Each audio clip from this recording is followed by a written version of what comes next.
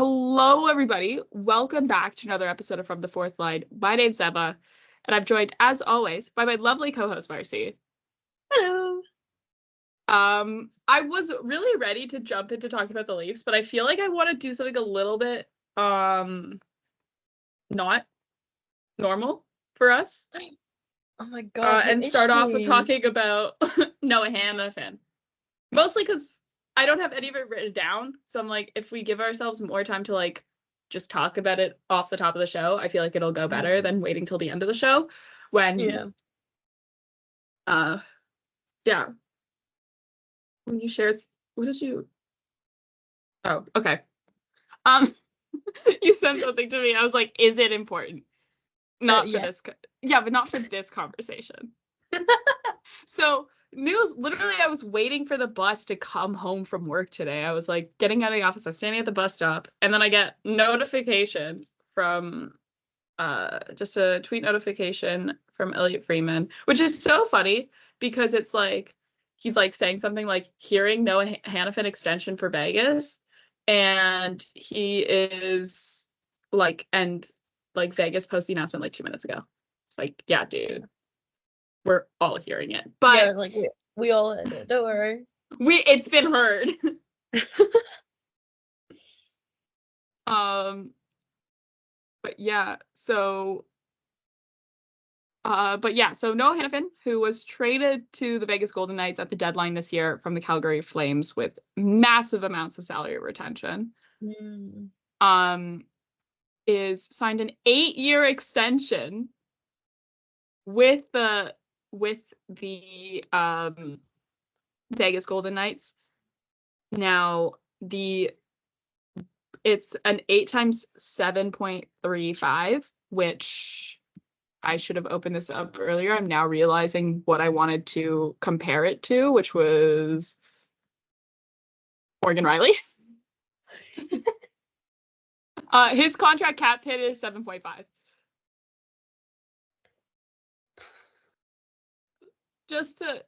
I know, like, and I'm only saying that because Noah Hanafin was supposed to be like the right side defenseman at the league, like, well, because he shoots left, but I think he can play on the right. Can he? I just know the Leafs were like, he was the name that was like attached. Him and Tanev were like, if the Leafs really want to turn their decor around at the deadline, these are the two guys they should go after, and they didn't end up with either of them. And instead we got Ilya Lyubushkin and Joel Edmondson, which those guys have been like pretty good so far.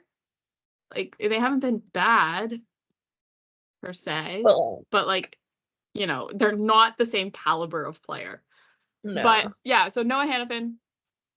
And I do want to say this contract, highway robbery. Robbery. Because, like, yeah, before you say, well, is it Noah Hanafin? Like, yes, I know Noah Hanafin is a good player. Drafted 5th overall in the 2015 draft, aka he went after Mitch Marner, by Carolina. But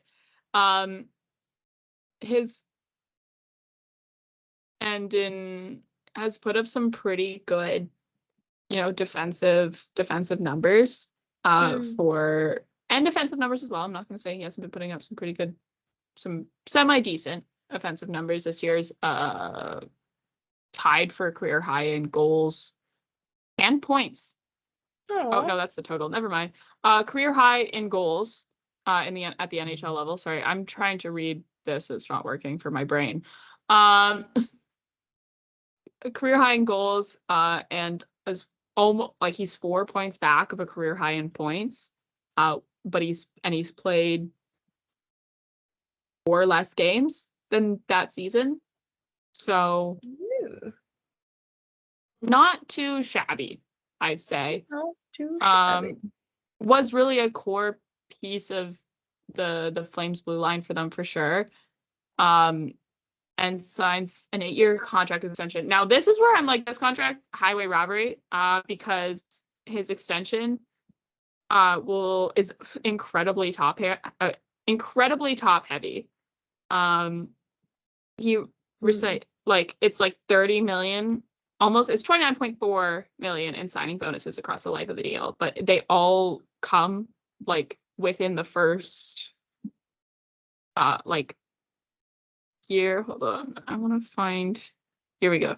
They all basically come within the first 4 years of the signing bonuses, and then after that it evens out to a 5.7 salary, but the total cap hit is 7.35 with a full no trade clause for 6 seasons, and then a modified no trade clause, which is a 15-team no trade list, which is basically half the team, not half the team, half the league, for year 7 and 8. That's crazy. Which, Oh my to be God. honest, did not know the Vegas Golden Knights had that sort of cap room, considering they always seem to be the limit. But you know what? They make their team decisions like they're in Vegas. Yeah. How are they affording this? I don't know. That's the thing. Like, that's crazy high. Like, so they do have, like, next season, they will. But for them personally, like, Noah Hanafin is going from a 1,237. Wait, what? 1,002,300. What? I'm trying to read. Why have I forgotten how to read numbers? Jesus Christ. 1,200,000. What? 200,000. What? Why? I've probably had too much caffeine today. I can no longer read numbers. Just read the numbers out. 1,237,500. 1,237,500. I was gonna get there eventually. I just don't know why my brain was like not there. Look, That's it's been the a current long day. like that's the current amount of cap space for that Noah Hanafin takes up right now on the Vegas Golden Knights, and then he's going up to 7.35 million next season. And the only UFA that they have coming out of that like defense off of that blue line potentially is 36-year-old Alex Martinez, who probably, if he does re-sign with Vegas, perhaps it will be less because he is at 5.25 million. And at 36, that's pretty high for a defenseman. Yeah. But still, like, Noah Hanafin is 27. So this contract of 8 years will take him until age 35. Oh my God. And you can't trade him until he's 33. Unless you go to him and he's like, hey, we'll trade you here. Like, can you waive your no trade clause? But essentially they can't trade him until he's 33. And then even then after that, it's like, ooh, I just hit my phone. And then it's, 15 teams you can't trade him to, which who knows what those 15 teams are. Probably all of the Canadian teams, if I'm going to be honest, because he is from Boston. So that, all the Canadian teams, maybe, I don't know, like, I'm sure he'd probably like to go to Boston. I don't know. Like, that's the thing where I'm like, I guess, maybe, like, if you live in Vegas, so it's like, you don't really necessarily have anything against the West Coast. So, like, that wouldn't, maybe Minnesota. Maybe you're like, really not a fan of, like, living in Columbus. Like, I'm not a fan of living in Ohio. I mean, who is a fan of living in Ohio? Not me. I wouldn't live there. Me neither. But, like, that's not saying much. I willingly am living in Ottawa right now, so. Yeah. Who's to say I have good taste? Not like I have much options in Canada. But like also as well, like but then in terms of other UFAs, like Jonathan Marchessault is another guy who's a UFA next season, but you probably want to re-sign him. He is a key part of your team in the locker room, and he's only 33, which sounds ancient in terms of that thing, but like Anthony Mantha's another UFA. You've got Chandler Stevenson. Those are two guys who are pretty productive for your club. You probably want to sign them or at least find replacements for them. And I don't know. And then, of course, Michael Amadio, Leafs legend. And then you also have, this isn't even including Mark Stone's cap hit. He's on LTIR. Oh my god. This isn't even including Mark Stone's cap hit, who's at 9.5. Oh my god. Oh my. And then in terms of like, I don't know, like there's not too many like guys, I don't know, there's not too many names that sort of pop out at you when you look at their pipeline in terms of prospects and things like that. Like there's not like other teams do where you're like, oh, that could be a fun guy to see come up, but like, yeah. So I don't know. That's why this feels like such highway robbery to me, where I'm like, this is crazy. But maybe I'm so wrong, and maybe there's people going to be like, this is such a good deal. But I don't know. In my head, I'm like, a 6-year no trade, like full no trade clause is crazy. Not that. Because in the way that contracts get built now in the NHL, where like a lot of times players will take a no trade clause in return for less money. Like they'll be like, if you put a no trade clause, I will go for I'll sign for less, right? Yeah. That seems to be the trend now. That's because like so many guys have no trade clauses, and you're like, why I do so many? And it's purely because it's like, well, then it's less money. And there was a really great article in The Athletic that I read a couple months ago about this, but that kind of explains why that's become a trend. But like, that means it could have been more. Yeah, that. This is telling. It could have been more. Obviously, the Vegas Golden Knights see him as a huge part of their future. So we'll see, if in this playoff run, if it pays off. Obviously, Vegas lost last night to Arizona. That's who they were playing, yeah. No, they lost. Sorry, not Arizona. Arizona was playing Vancouver, also, but Arizona did win their game against Vancouver. It's great for my fantasy. They lost last night to the Oilers 5-1.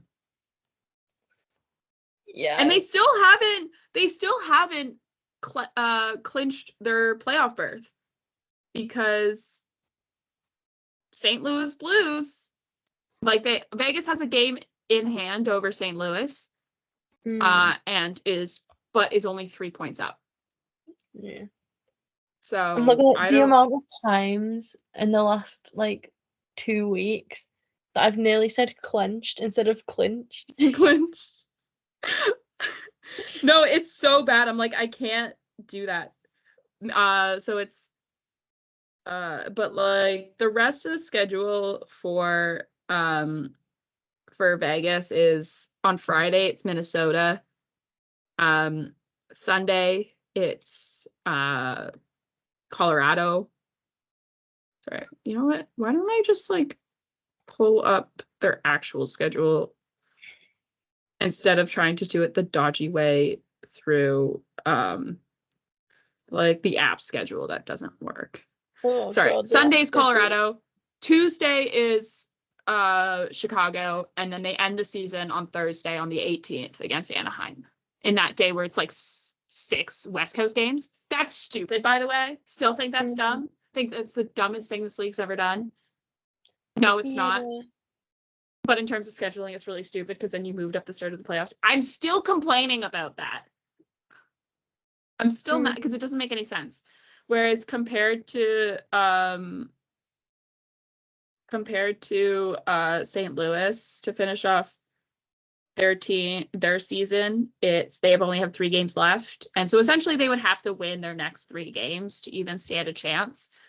It's win against Carolina on Friday, Sunday against Seattle, and then Wednesday their last game of the season's against Dallas. So it'd be a pretty tall ask, but like that's the thing where it's like Vegas, we could have a crazy situation where it's down to the last game of the season and it's like Pittsburgh Penguins, all they had to do to make it into the playoffs was to beat Chicago. We could have that basically again because it's like Vegas is either playing Chicago and Anaheim their last 2 games of the season. We could have that again. And you could have your reigning Stanley Cup champs out of the playoffs after the moves they made at the deadline. And I think that'd be the craziest thing to happen this season. That'd be so funny. I'd laugh so hard. I don't want to like actively prey on the downfall, but I do. I do, just because it's like because of how like they were huge spenders at the trade deadline. They made huge moves at the deadline. Acquiring Thomas Hertl, acquiring Anthony Mantha, acquiring Noah Hanafin. What else did they? Right, like just huge moves and all for nothing. Really, at the end of the day. I mean, I guess not really all for nothing because you have Thomas Hertl now for whatever 6 years or 8 years or something, whatever stupid it is that's left on his contract. Mm-hmm. And then you have like Noah Hanafin now for 8. So it's like not like you still like you got to retain those building pieces, but like I'm sure like you probably could have gotten Noah Hanafin in free agency. Yeah. I don't know. Or wherever, but like I don't know. I just saw that this morning. I was like, that's crazy.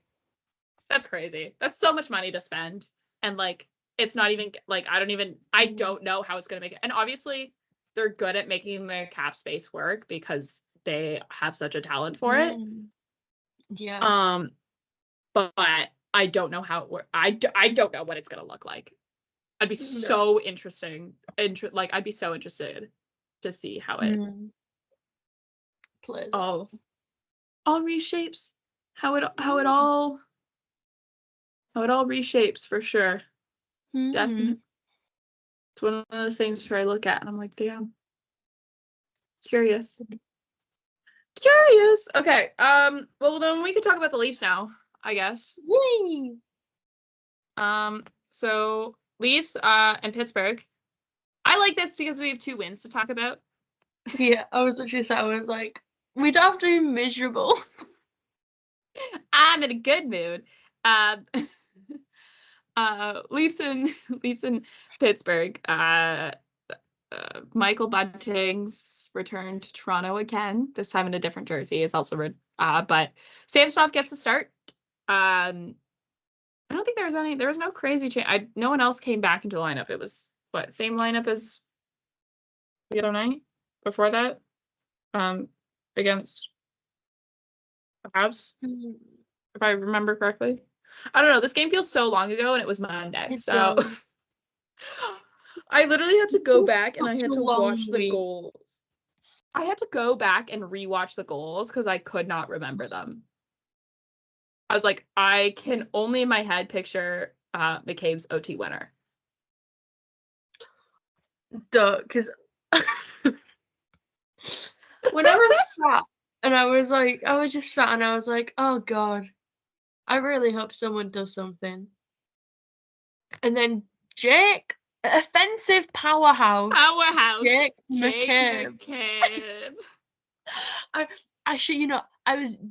was sat in my room in the dark with a glass of gin and I cackled. I could not stop laughing because I was like, Jake McCabe? Jake McCabe. Yeah, we're getting ahead of ourselves though, but Leafs didn't even score for our second game. That's the craziest part of this game. Is like, okay, so the first period was kind of bleh, for the most part. I think the Leafs, like, I don't know what it's been, and I don't know when it started. I feel like I can't pinpoint when it started, when like they've just been so slow out of the gate. Like there's been no urgency to their play for at least the first 10 minutes. And I can't remember where that started.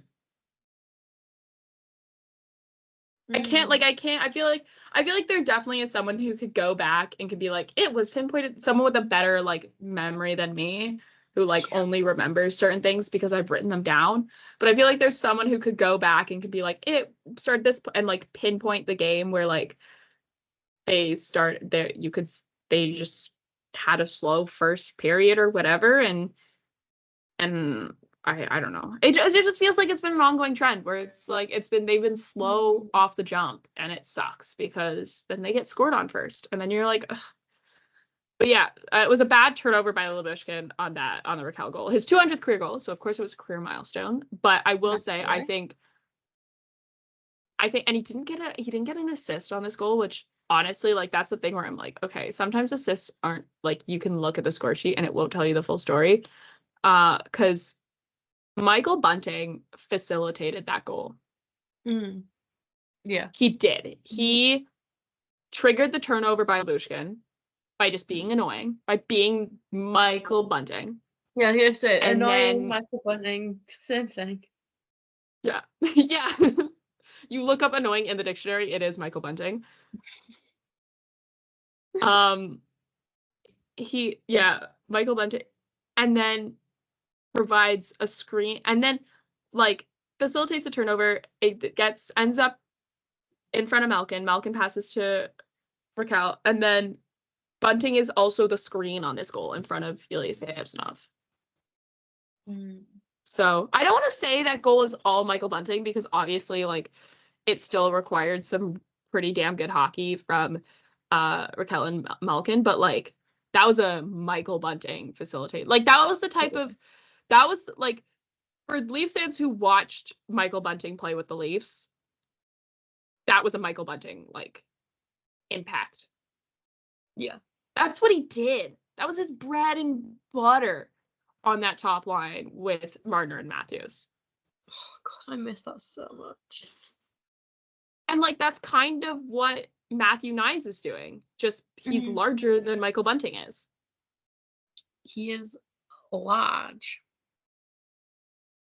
Right? But like that's the sort of, he's right? And like that's kind of like what Bertuzzi and Domi give you, but they each kind of are annoying to play against, but like Domi's a playmaker but also is really good at being net front and like screening, and like Bertuzzi's also like just annoying and a pest. But it's like that, and it just works so. And anyways, but yeah, but in the second also as well, in that first period, Bunting drew a penalty in Toronto. I didn't know he could do that. What is happening? How? I didn't know that he was allowed to draw penalties in Toronto anymore. I thought he wasn't allowed to do that. How interesting. Yeah. So Bunting drew penalty. But then in the second, Matthew Knies. And literally, this is what I have written down. They get an annoying net front for the tip in from a brilliant pass from Brody. That's literally what I have to describe this goal. It was big and annoying, because that's how he's been scoring so many goals like this season. He's just always there. That like now, and that's so like that's gonna make him so valuable for the Leafs. Like, and he's finding his groove in the second half of the season. He is. Like, he had a really good start to the season, and then you could see him sort of hit a snag, and then after the All-Star break, and I think it definitely was like he just needed, like, that week off definitely helped. Oh yeah. And he, like, now it's Now he's been playing fantastic. No, And he can play look at him. anywhere. He can play anywhere in the line. He can play the top line. She hasn't since Marner's injury. He can play on that third kid line. He can play on this new third line with Nylander and Holmberg. He can play on the second line. He's done that a little bit with Tavares and Marner. He can play on the fourth line, which he did brilliantly again versus Devils. Like, he can play anywhere in the lineup because he's just big and annoying and can get net front. And I just love. He's so fun to watch. Yeah, I think this whole team in general is just so fun to watch. Yeah, which is so great. And yeah, I just also have like just a combo of what both have been really good at recently. Which is like Brody had that beautiful pass literally the game before to Matthews. And now he has basically almost the same one to Nyes. So and then the moment we've all been waiting for, Austin Matthews, number 65. Whoa! We're getting there. We're getting there. We're getting there. We're almost at 70. Power play goal. Didn't know we could do that. No. I will say though, this goal is like only Austin Matthews could score a goal like this. Yeah. Because if you go back and watch the goal, I don't know if you have recently to refresh your memory. It wasn't like a good shot. It was so him. It was so nonchalant.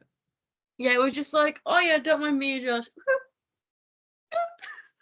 like one leg up, like a little like whatever. And it like also as well, 3 seconds to the power play, it was off of the draw to start the power play. And it wasn't even like John Tavares didn't even like pass it back to Matthews. He just won the draw and it went to Matthews. And then Matthews did the laziest shot on net I've ever seen.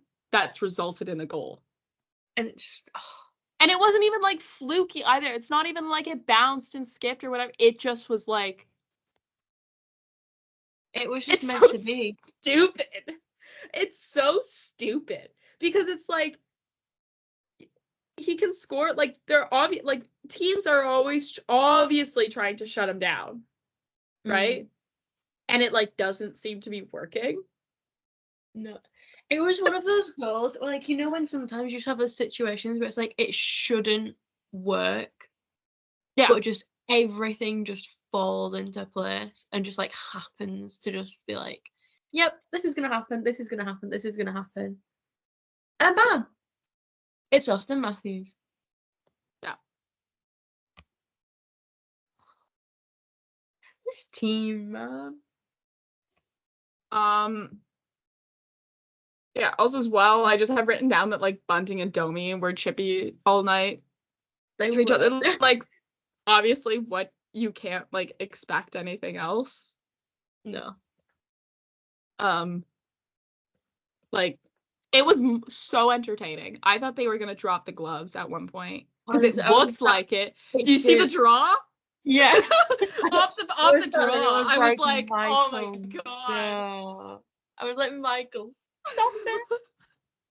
I was like, treating would it be productive? No, but also like, would it be funny? On. Yeah. Come on.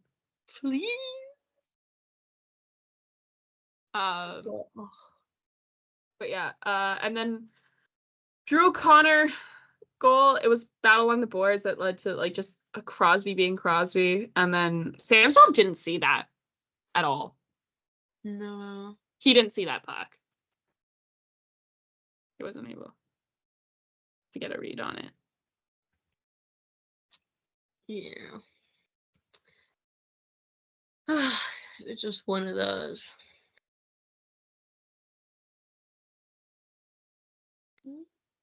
And then overtime. Leafs overtime. It's the most stressful experience of my entire life. Oh my god. I genuinely don't think anything ages me more than a Leafs overtime. That or Leafs playoff games. That also Well, ages me. the When you combine them, I feel like I'm about to like throw up.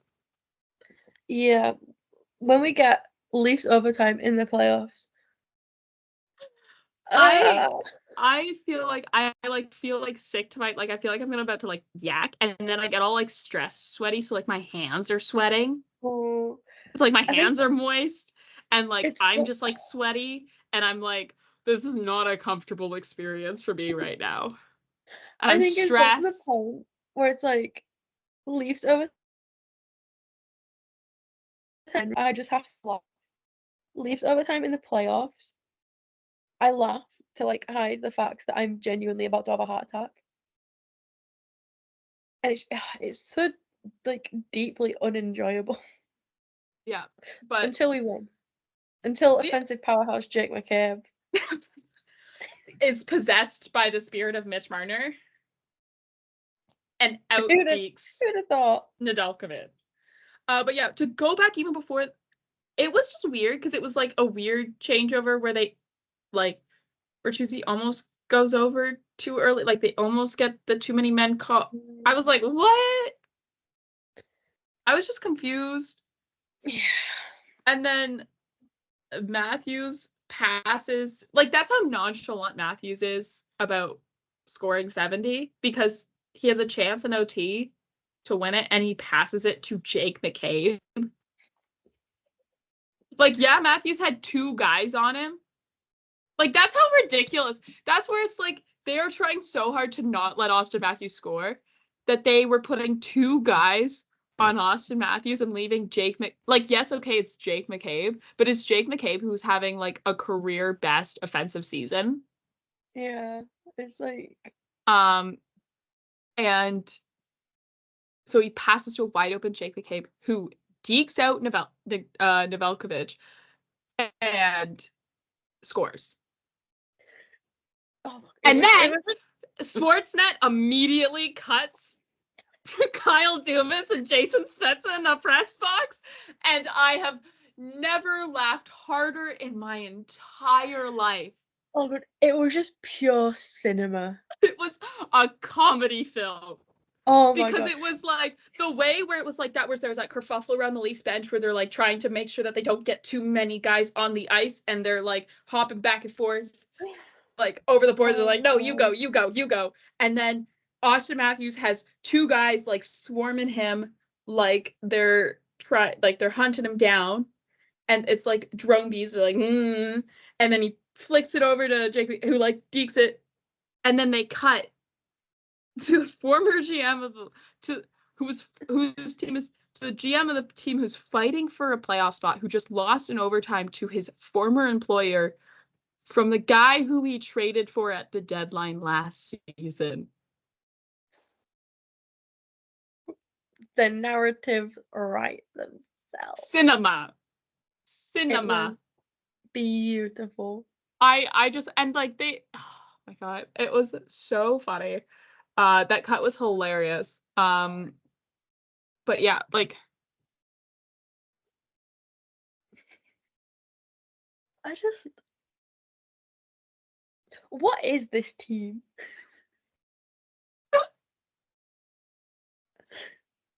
Like what even? Oh god, they just baffle me. They really do.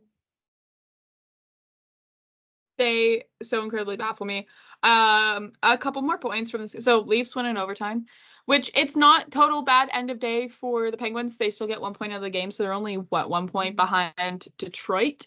Detroit, and that's who they play tonight. So that's a huge game. Yeah. Detroit and Pittsburgh. Huge implications for both teams' playoff chances. They're both fighting for essentially, they're both tied and fighting for the same spot. And whoever wins this game will get. Well, does Washington play tonight? Yes, they do. Ooh, Sabres could play spoiler to the Capitals. please. Or pray our Lord and Savior, Ukko-Pekka Luukkonen. Yeah, please. I'll light a candle for him. Yeah, there's some pretty big games going on tonight. I feel like the least, I'm like looking and I'm like the least exciting one, TBH. Actually, there's a couple ones that I'm like, these aren't fun, but like it's to the point like where like Red Wings and Penguins are the nationally broadcasted game today. I'm gonna be like triple screening it because that means I can pull up the national broadcast on my TV. Have the Leafs game going on my iPad and getting homework done on my computer. Oh, beautiful. Tweeting from my phone. My setup's about to be insane. My roommate's gonna be like, "What the fuck are you doing?" Like, come home. Like, I don't know, she's not home yet, but she's gonna come in her room and be like, "Don't you have an exam tomorrow?" I'm like, "Yes, I'm studying." Like, are you sure you're studying? And like, yes, I'm studying the game. It relates to media ethics, I promise. But yeah, so I also have oh yeah, like every time Crosby went down, there was a stoppage in play. Oh my god, that they tried to kill him all. Which also at the same time, I was like watching this, I was like, surely this is not gonna like start some discourse where I'm gonna feel like we're back in like 2007 again surrounding Sidney Crosby. But yeah, it was like poor guy like did get like a rough, like it was like one shift. Did it all happen in one shift? Yeah, it was like really like it was all very close together. And I was like, I don't know if it oh man. But one of them is like bashes, like I don't know if it tweaks his right knee, but like essentially runs into the net because he gets tangled up with. Felt that. Was it Jake? Was it McCabe or was it TJ Brody?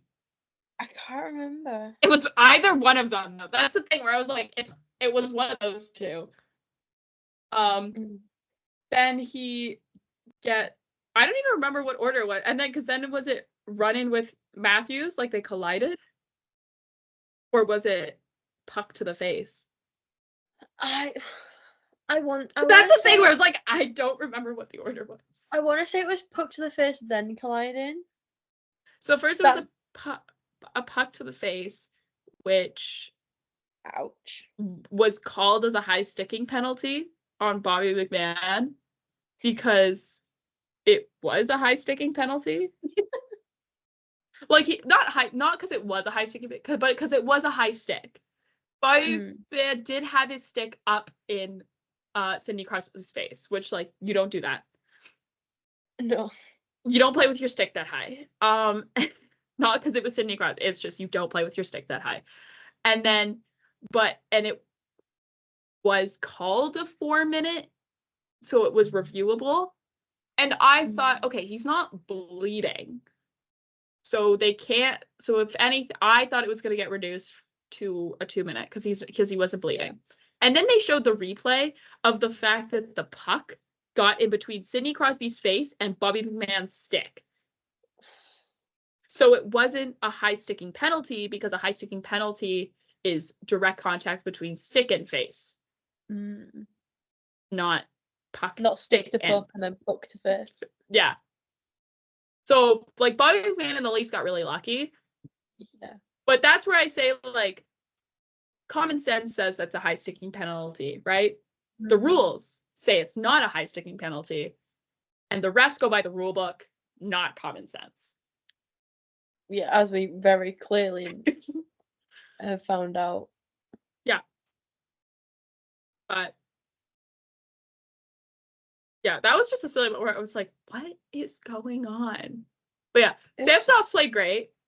Like, that's the thing where it's like, Samsonov played great. And like we can't we don't even have to mention that anymore. He's just No, so it's like- solid in net that we don't even have to like be like, and Samsonov played great, and we don't have to spend a lot of time talking about it because he's been so solid in the net for the Leafs since coming back. Yeah, we'd love to see it. Now we talk about the game. And now we talk Leafs and Devils, which was Tuesday. I didn't watch that game. Well, I watched 15 minutes of the first period. Not even, I think I watched 10 minutes of the first period. So I watched the Nick Robertson goal. But because I was at NoahCon, had a time of my life. Such great fun. It's a fantastic concert. So I didn't watch the game.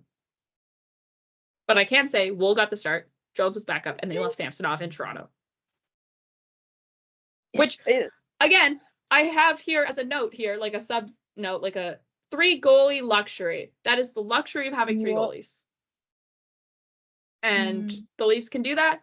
And that's what's so great, is because Jones is perfectly reliable as a backup. And you switch between Wool and Samsonov going into the playoffs. And who knows if Jones gets a start like in the last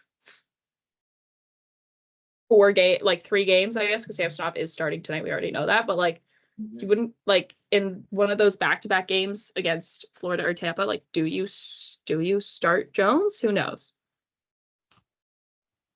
So you like don't risk the injury, but like I don't know. But yeah, that's the luxury of having 3 goalies. It's pretty great. Yeah. It's you can just like leave. You can just leave your starting goaltender in Toronto and still win. Yeah, and you can just ship one of them off across the country. You could south.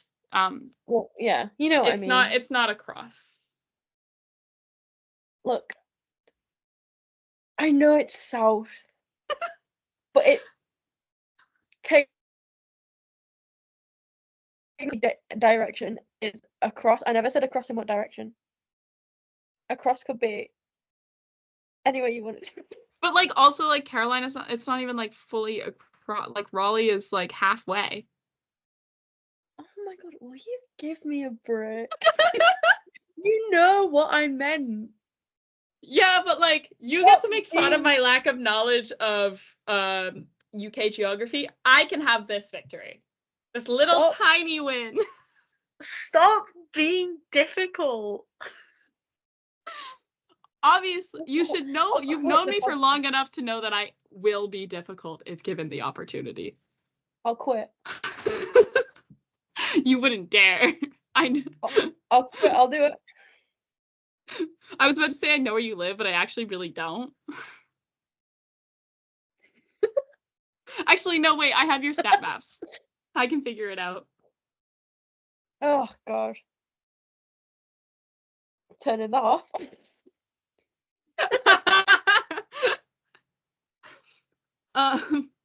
But yeah, also no Jack Hughes for shoulder. We'll talk about him in a little bit later. And then Dewar, Reeves, and Lyubushkin out with Gregor, Robertson, and Timmins slotting in just to give some guys that are not obviously, but are probably going to start game 1 of the playoffs a day off. Yeah. Especially those are the guys who tend to take a little bit more of a beating night in, night out. I don't know if obviously those guys, they like did make the trip though, because Dewar took warm-ups. He did.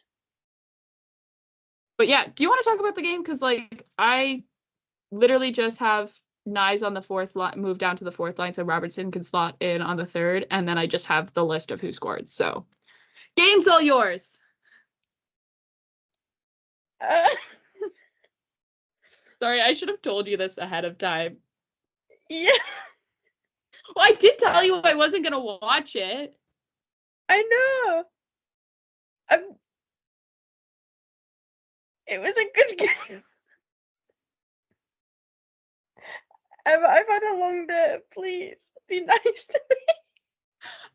You knew like 2. I told you Monday I wasn't going to be able to watch the game.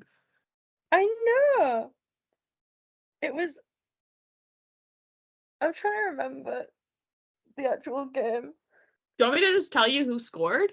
I know who scored. And I can tell you that it was an enjoyable game to watch. I can't really... Yeah. Nick Robertson does Nick Robertson stuff.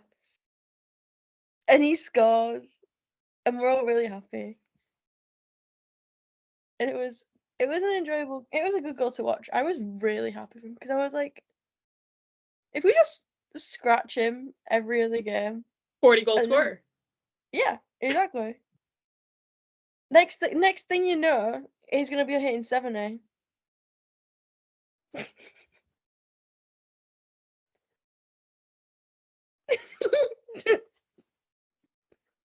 Sure.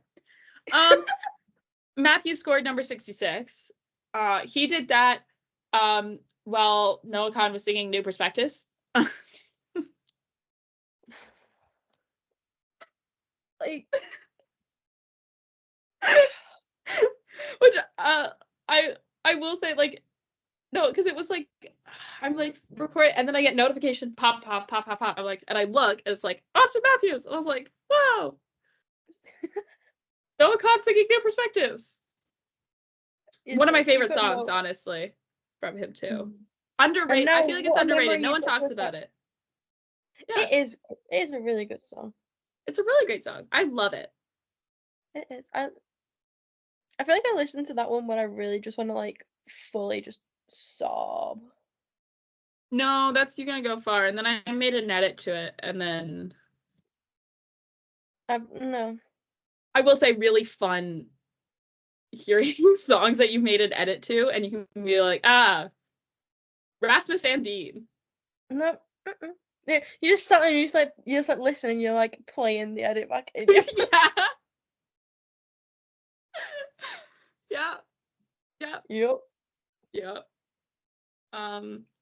We had a lovely goal from our resident old man, Mark Giordano.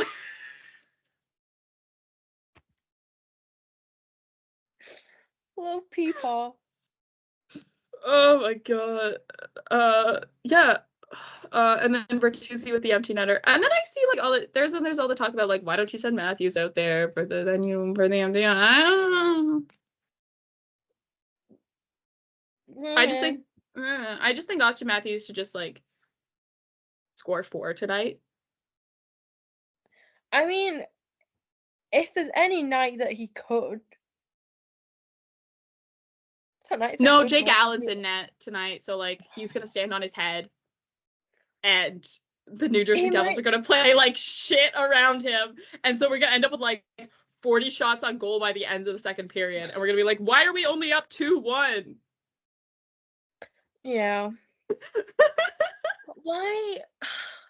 I mean, it's because they don't really they don't really have a backup, do they?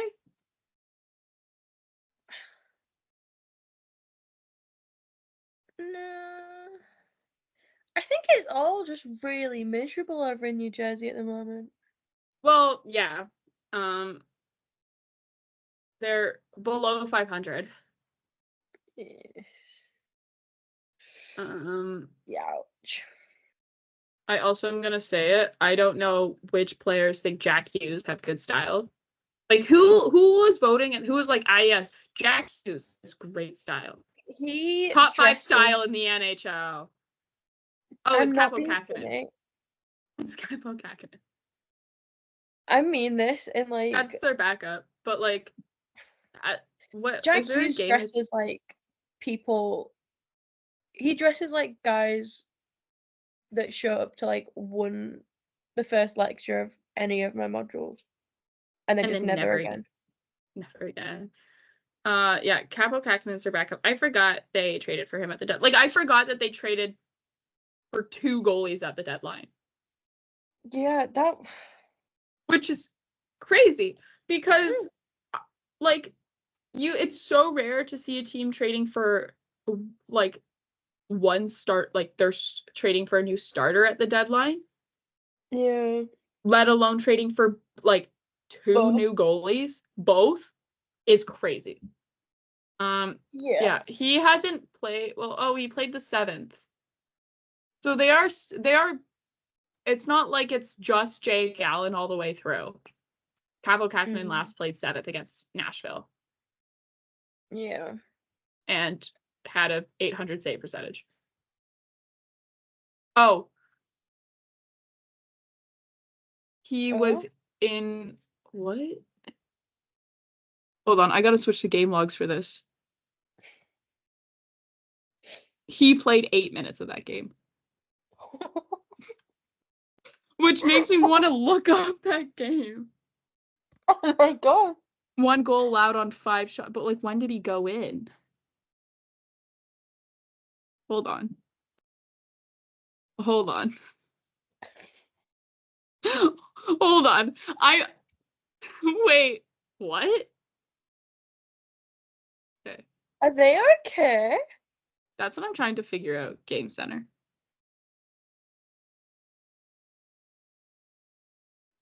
Five shots, allowed 1 goal. And hold on. Shift chart. Shift chart. Give me the shift chart.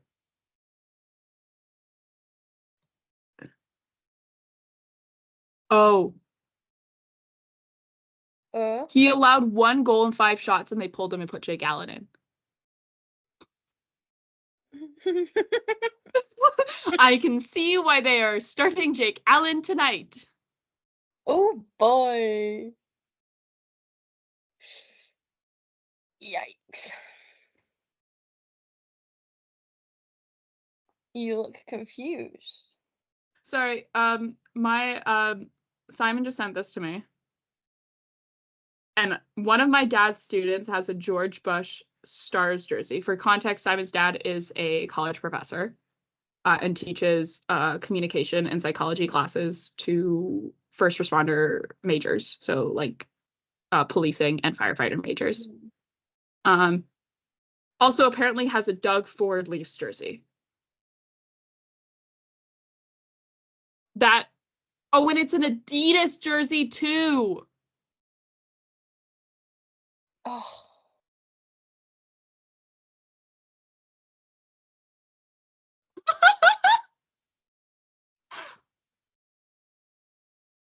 Oh my How God. does Simon just drop this? He knows. The thing is, he knows we're probably recording right now too. Oh, the fucker.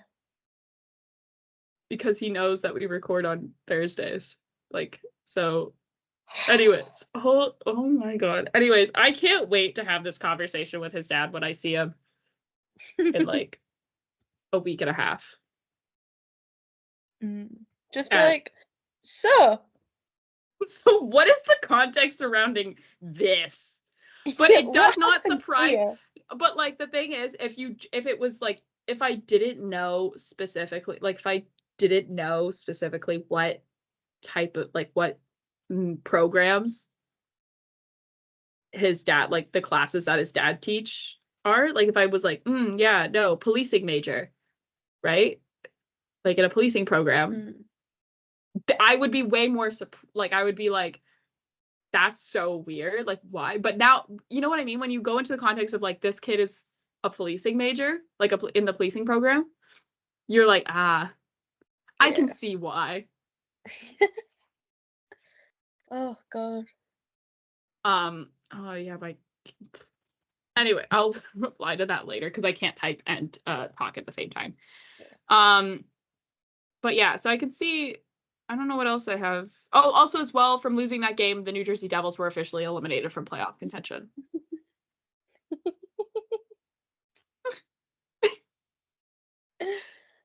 Oh. But yeah, so Devils fans are having a really rough time right now. Oh, they are. It's been a rough go, and I think especially because of the season they had last year. This right? has just been like this is a disappointment because they expected this season to be better than last season. And this is when we remind that sometimes it doesn't work. As a Leafs fan, doesn't work like that. But yeah, so every single time the Devils lose, I see like 5 people, because I don't follow that many Devils fans. I Oh, see I like don't. It's always their like a team that I actually will like care about, yeah, and then they're also Devils fans. Like I don't follow just Devils fans. yeah. Like every time they lose, can they please give Nico Hischier a break? That man has so much sadness in his eyes. It actually pains me. Like every single post game he does. Oh my god. There is just nothing left. It's Yeah, genuinely true. But no. Poor Devils fans. I feel Just like thinking of you at this time. I feel like I'm losing my mind because I sent you a tweet that was because I wanted to talk briefly about like Bertuzzi, Matthews, Domi versus Bertuzzi or like Nyes, Mm. Matthews, Marner, and I can't find that tweet. Like I sent it to you and I can see your reply to it, but I can't find the actual message with the tweet in it. I'll just look up like Rink Rat Report. God. Yeah.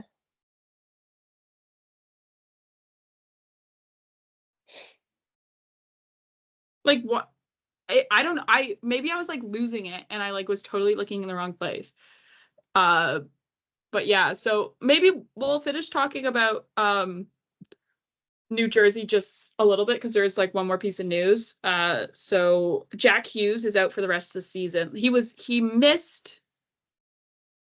was already pre-announced that he was going to miss this game against like that game against the Leafs on Tuesday because of a shoulder injury.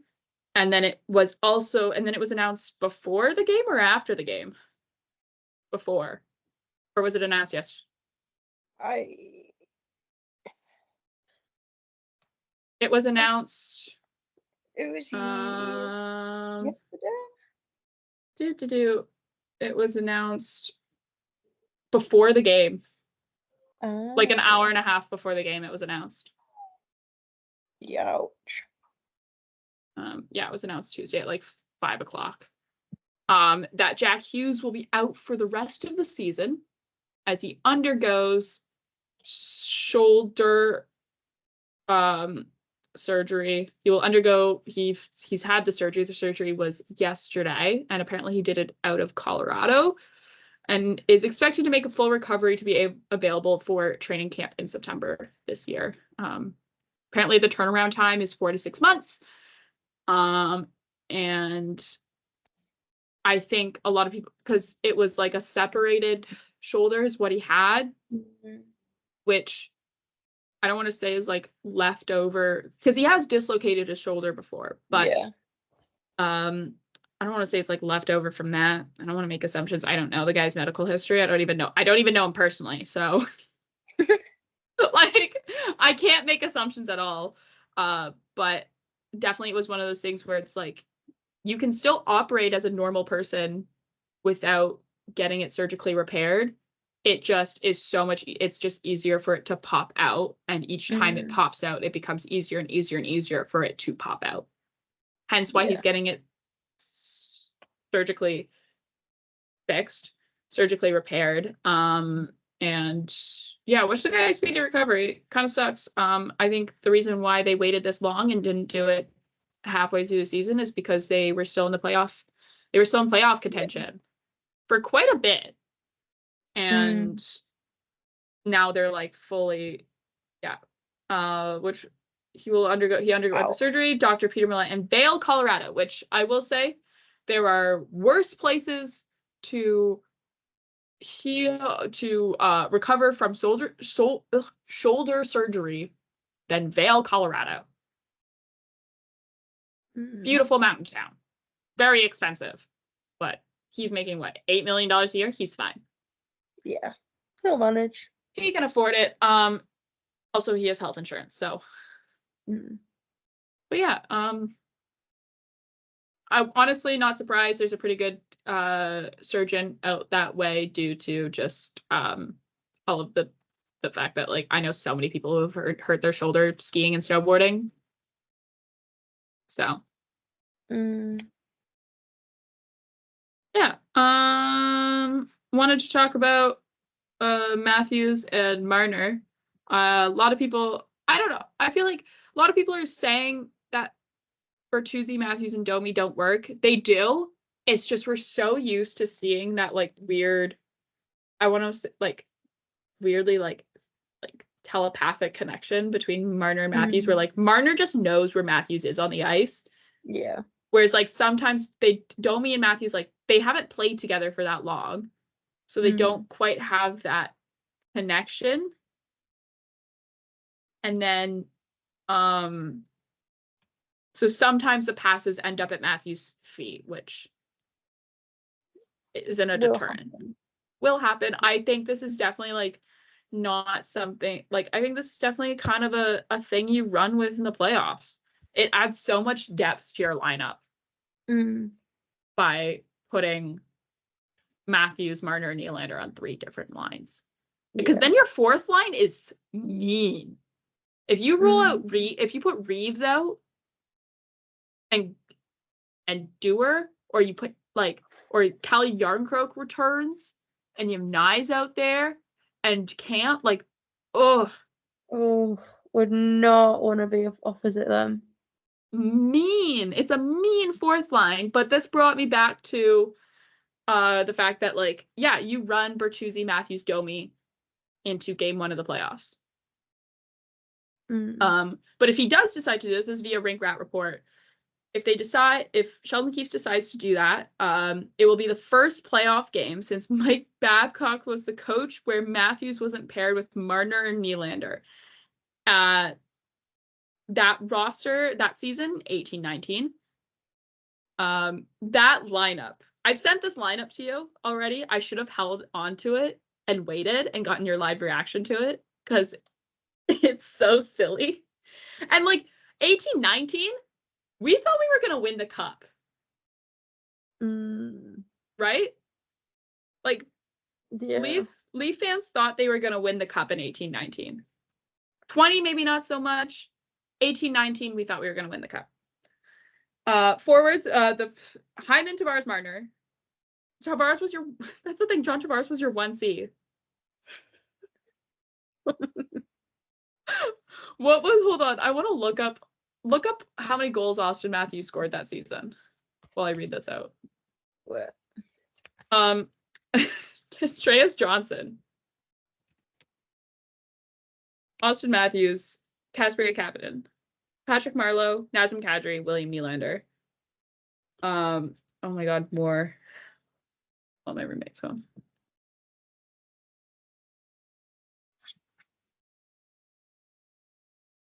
All right. More Frederick Gauthier, Connor Brown. Your defense, Morgan Riley, Ron Hainsey. Jake Muzzin, Nikita Zaitsev. Oh my God. Jake Gardner, Travis Dermott, and then your goaltending was Freddie Anderson and Garret Sparks.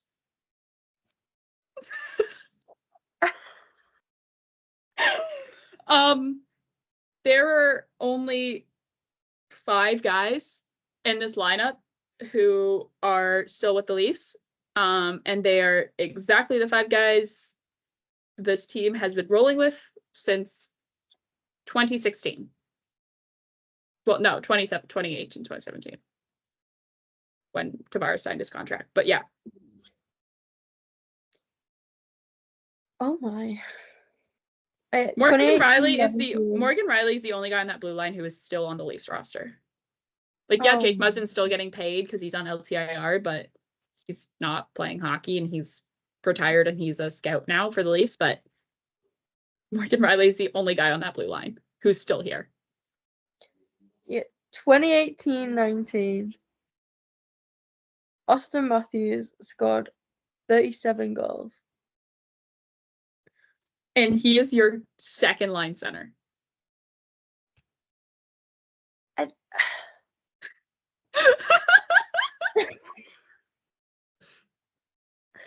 I don't even. How many goals did do you have like the full stats?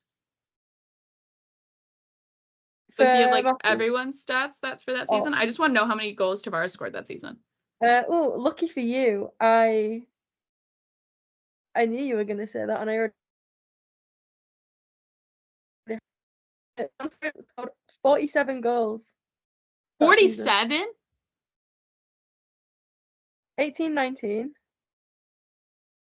47 goals. Yeah.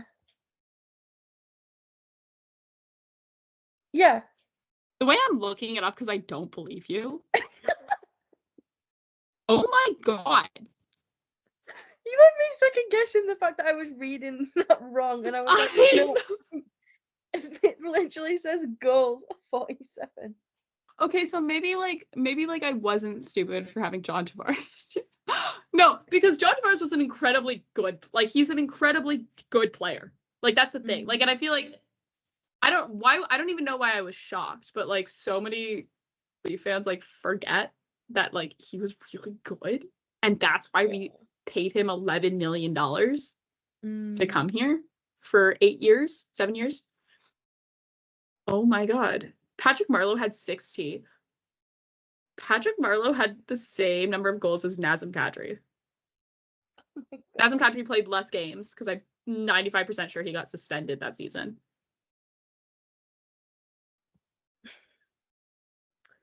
Well, because this was the season because this is Kadri's last year in Toronto because then he got traded after this for Kerfoot. Because this was when Nazem Kadri got suspended in game 2 for the hit. Like, you know what I'm talking about? Because this was the playoff. Yeah. Oh my god. Yeah, because then Tyler Ennis went in and played the last 5 because Trevor Moore. Oh my god. Because oh my god, because this was William Nylander's that season with the contract delay. So he was like, this was the season he only scored 7 goals, and people were like, why are we holding on to William Nylander? And people were like, why did we re-sign him? Because William Nylander had less goals than Connor Brown. Played less games. But oh my god, this is so fun. This is so silly. It is. Oh my. Oh my god. Sorry, I'm just having like this is one of those things where I'm like looking at this and I'm like, got Nick Batan this season.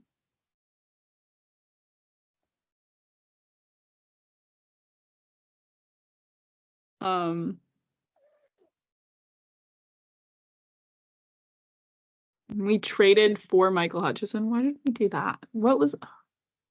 Sorry. Sometimes you like just looking back at this and you're like, what? It's like, what was going on? Why did you think we were going to win a cup with this team? I truly want to know. Delusion. 2019 was Tampa. They won. No, they didn't. It was St. Louis. Boy, I knew that. St. Louis. And like, not that their team was like that much like that. Oh my god. Jake Allen was I can't do this. Pat Maroon, like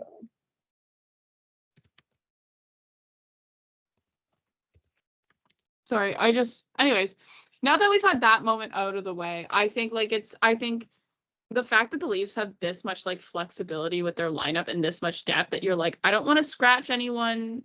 You know what I mean? Like, I can't really see anyone that I would want to scratch. Well, I guess maybe except for Noah Gregor.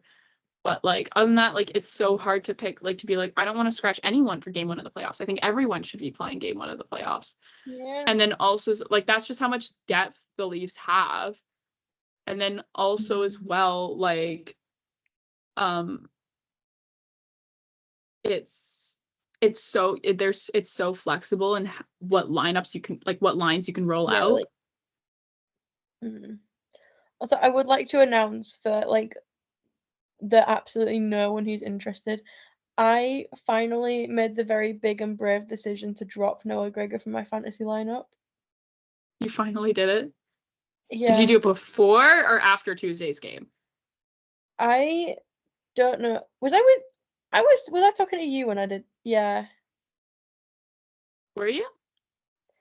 Yeah, because I was like, I swear, I said I was. Surely. If I wasn't talking to you, I didn't know what I was doing, so. I don't know. But yeah, I made the big and brave decision to drop Noah Gregor. Because he didn't really do much for me, and I also need more he didn't points. play. Yeah. But I think I ended up getting more points from whoever I picked up, so. Yeah, so for tonight, Leafs at home against the New Jersey Devils. Samsonov to start tonight.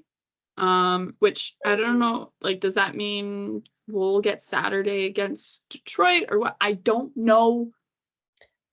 I really hope so, because my friends are coming around to watch the game on Saturday. And we're all big Joseph Woll fans, and one of them is a Red Wings fan. So please, yeah. please. So then Yarncroke was on the ice today. Yarncroke and Liljegren were both on the ice today before morning skate. Edmondson also is going to return to the lineup. Apparently what it was, his injury that kept him out, is he blocked a shot off his foot. Said would have played through it if it was the playoffs, but wanted to be 100% healthy going into the playoffs. Honestly, fair enough. I think that's fine. Like, you can do that. You have the guys in the lineup to do that. Like, it's not like this time last year where the Leafs were doing emergency call-ups every other game for guys. Duh. Like the last like 2 weeks of the Leafs season last year, we were like, who's gonna be in net? It could be, who knows? It could be either Matt Murray, Joseph Woll, or Ilya Samsonov, or it could be a university student from U of T halfway through finals. Who knows? Leafs legend Jet Alexander. Leafs legend Jet Alexander. I rewatched his little post game the other day. When he's like, yeah, I've got a final tomorrow. English. Yeah, it was like, yeah, I'm pretty busy at the moment. Not gonna be celebrating too hard. I've got a final tomorrow. Leafs legend. Leafs legend. But yeah, Joel Edmondson returns. He blocked a shot off his foot. Would have played through if it was the playoffs, he said. No McCabe tonight. Maintenance game off for him, which means we potentially could see some new look D pairs. Apparently, Sheldon Keefe said that there's rarely been a game this season where he's been playing at 100%. Nothing too like crazy injury, but like definitely has been collecting bumps and bruises and has always been playing through something. Nothing that'll impact his play necessarily, but uncomfortable. And so deserves like good to be able to give him a night off, which I think that's perfectly reasonable. Again, you can do it. You've clinched the playoffs. You can do it. You have the talent to fill in the slots. And I'm thinking about like what the defense is going to look like when it's perfectly healthy. And it's really exciting because got a lot of good guys in there. Austin Matthews, in terms of the count to 70, he's 4 goals back. At what point do you rest him? Do you rest him 81, 82? Do you give him 2 more games? Be like, hey, you got tonight and tomorrow. And if not, if he's close, do you play him right? Not my decision. I am not Sheldon Keefe, so it's fine. I thought you were. What do you mean? No, I'm not, unfortunately. I'm not Sheldon Keefe, unfortunately. You think you know someone? I know. But yeah, that's all I have for about the Leafs. I do have one more thing I want to talk about. It's about the Minnesota Wild and the Colorado Avalanche. Wow, who'd have thought? I don't know if you guys have been on Twitter this week, but on Monday, and it was like I would have brought it up in Monday's episode, but it was posted after we had finished recording, unfortunately. There has, as I feel like most people know, there's been a slight prank war going on this season between Marc-Andre Fleury and Brandon Duhaime. Duhaime was traded at the deadline to Colorado, but Colorado and Minnesota still had 2 games against each other this season to finish it off. Actually, no, more than 2. I think they 3. They had 3, if I'm correct, right? There was definitely like multiple games, more than 2. Anyways, they've had an ongoing prank war. It's been ongoing. It's involved stealing clothes, giving flower canes as presents.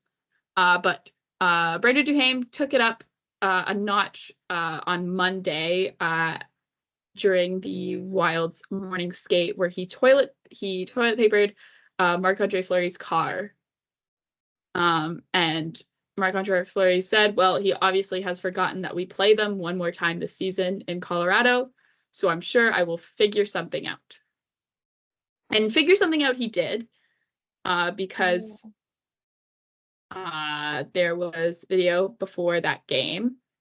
Actually, not even before the game. It was the day before the game. It was the practice, where there's a video posted on both the Avs socials and on the Minnesota Wild socials of Brandon Duhaime's car with the tires taken off of it, like with no tires. The tires were removed, added a little with some dirt and flowers on the hood, and the tires were chained to the fence as well. And there was a little note on it that said that Dewey had to send an apology video in order to get the key to unlock his tires to get his car off the cinder blocks. So obviously it was Fleury. Fleury had some help. It involved an Uber and a trip to Home Depot, and some help from a couple guys, one of which is rumored to be Mason Shaw. And took the tires off. The apology video was sent. It was made. And don't worry, the car's free, but it did get left overnight like that. The best part about it is that it is implied that somehow Marc-Andre Fleury was able to organize a distraction for Avs security so that he could get access to Duhaime's car. I would love to know what that distraction was, and why do I feel like it involved making Brock Faber do something? Oh, poor Brock. Like, yeah, I agree, but poor Brock. Oh, but yeah, just a great thing all around. Honestly, probably one of Marc-Andre Fleury's finer works for sure in terms of pranks. He's done some pretty good stuff in the past, but that was a very solid prank. Top notch. I think it was just so funny. It was hilarious. Would be very, very afraid of the saw traps that Marc-Andre Fleury could cook up. Absolutely sick and twisted. I feel like he could give Jigsaw himself a run for his money. Oh yeah. Well, I mean, the new Saw movie. 10 or 11? The new, like the one that hasn't come out yet, or the one that I went to go see in theaters? Come out yet, you know. Saw 11? Hey, Marc-Andre, yeah. Guest star Marc-Andre Fleury. He just rocks up in the little, like, robe. The cape? The robe? The robe. The black robe with the red silk lining. The black robe with the red silk lining. Weirdly luxury. Like, what? He rocks up in that, but like full goalie. I just got the world's best costume idea. Marc-Andre Fleury, I'm giving you this idea for free. You rock up in the black robe with the red lining.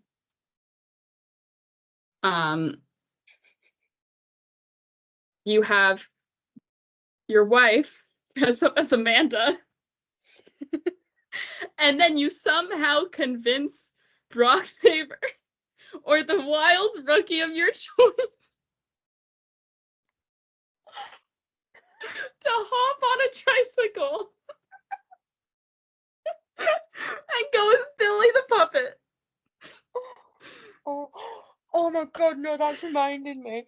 I realized I never actually told you this, but in one of the last games of my hockey season, I was like stood in net, and all of a sudden I hear like this little bell, and it is this like 4-year-old, like actual child on a tricycle.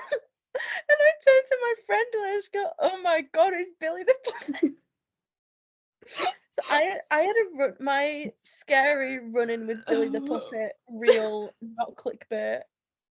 Oh my god! Tears in my eyes. Oh my god. So funny. Oh, this is what gals should be listening to the podcast for. Exactly. Like a little crossover here. Crossover. But yeah, isn't that a perfect Halloween costume? It is. Brock Faber in the chase. Oh god. Oh my god. Brock. I will say though, Marc-Andre Fleury's wife, Veronique, would make a fantastic Amanda. Absolutely. But yeah. So that's that's it. That's all from I don't know if you have anything to add. I feel like I don't have anything else. Let me just double check the spreadsheet, but I think that's everything. Oh yeah. OJ Simpson died today. Yeah. Yeah. I will say though that I like saw that I got that like notification. I was like, what? I was like, I did not have the time today at work to sit and like scroll through Twitter and laugh at everything, like laugh at all the memes. But the juice is finally on the loose. For real this time. We'll say, you know, can't believe he did actually get away with murder, so yeah. That's been a fun little thing where it's like there's been a lot of like football related accounts that are like listing off his football accomplishments because he was unfortunately a very talented football player. And then there's always a little like sub note that's like a one sentence where it's like, despite some off-field actions, like he murdered 2 people and then hired Rob Kardashian to be his lawyer. Fucking no, what? No, literally OJ Simpson is why we have like the Kardashians. Yeah, it is. It's just insane. I'm not gonna lie, I was on the phone to my mum when the news broke and I was like walking back from uni. So like I think the signal was a bit bad because all I heard was OJ. And I was like I thought she was like asking me about orange juice. And I was like, no, I didn't buy any orange juice. And she was like, what? And I was like, you just said OJ. And she was like, no, OJ Simpson died. And I was like, oh. Because I got the Sportsnet notification, and so I sent it to my boyfriend, and all I got all back was in all caps, what? From him. And then yeah. And then yeah. So a lot of people were betting on a Nick Castellanos home run because every time it's a meme at this point, but it was like, I'll explain for those who know what I'm talking about. I'm not going to explain it here on the podcast because we'll finish up and then I'll explain it to Marcie and then she'll be like, "Oh, that's so funny." But yeah, I think we'll end it here.